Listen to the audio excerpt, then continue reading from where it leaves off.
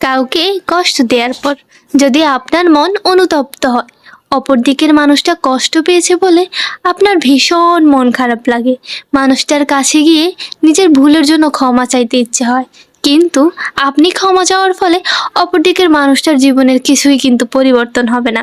ঠিক এই কথাটা চিন্তা করে আপনি তার কাছে ক্ষমা চাইতে পারছেন না।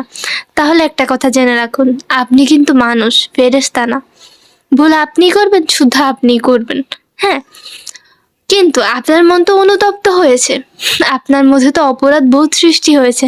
তাহলে বুঝবেন আপনার খুব সুন্দর একটা মন আছে, আপনার মনটা যত্ন নেবেন। আর যে ভুল একবার জীবনে করেছেন, চেষ্টা করবেন সেই ভুল থেকে নিজেকে বিরত রাখার, কখনো এমন ভুল আর না করার। এটাই হবে হয়তো আপনার জন্য প্রায়শ্চিত্ত। আসসালামু আলাইকুম, আমি ঐশী চলে এলাম তোমাদের জন্য একটা নতুন ভিডিও নিয়ে। ভিডিওটাকে কোথা থেকে দেখছো একটু কমেন্ট করে জানিয়ে দিও। আমার ফেসবুক পেজ থেকে দেখে থাকলে পেজটা লাইক করে দিও, ইউটিউব চ্যানেল থেকে দেখে থাকলে চ্যানেলটা অবশ্যই সাবস্ক্রাইব করে দিও। পেজের নাম ঐশীস ব্লগ, ইউটিউব চ্যানেলের নাম ঐশী ভুঁইয়ান। তো আজকের ভিডিও শুরু করার আগে তোমাদের সাথে আমি কিছু কথা বলে নিয়েছি, কারণ হচ্ছে আমার মনের মধ্যে অনেক কথাই জমা হয়ে থাকে, যে কথাগুলো বলার জন্য আসলে আমি মানুষ খুঁজে পাই না বা বলার সুযোগ হয়ে ওঠে না। তো ভাবলাম যে তোমাদের সাথে যেহেতু আমি সব কিছুই শেয়ার করি, কি করি না করি, তো আমার মনের মধ্যে কোনো কথা আসলে সেটাও অবশ্যই তোমাদের সাথে শেয়ার করে ফেলা উচিত। তাহলে হচ্ছে আমার মন হালকা হবে। আর তাছাড়া আমার কথা দ্বারা যদি কারো একটু হলেও উপকার হয়, তাহলে তার কোনো প্রশ্নই নেই, আমি অনেক বেশি খুশি হব।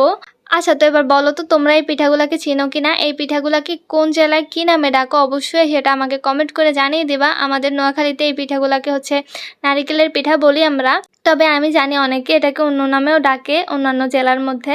সো এটা নিয়ে আসলে আমি হাসাহাসি করি না। আসলে এক এক জায়গার ভাষা এক এক রকম, এক এক মানুষ এক এক কথাকে এক একভাবে বলে, কিন্তু ঘুরে ফিরে মানে জিনিস তো একই, তাই না? আর অনেকে আছে ভাষা নিয়ে হচ্ছে অনেক ট্রল করে, তবে আমি এগুলাকে খুব একটা পছন্দ করি না। তাছাড়া যেখানে যেটা প্রচলিত আছে মানুষ সেটাই তো বলবে, তাই না? এটা তো খুবই স্বাভাবিক। আচ্ছা, তো তোমরা আমাকে অবশ্যই কিন্তু কমেন্ট করে জানাবা তোমাদের জেলায় এই পিঠাকে কী নামে ডেকে থাকো।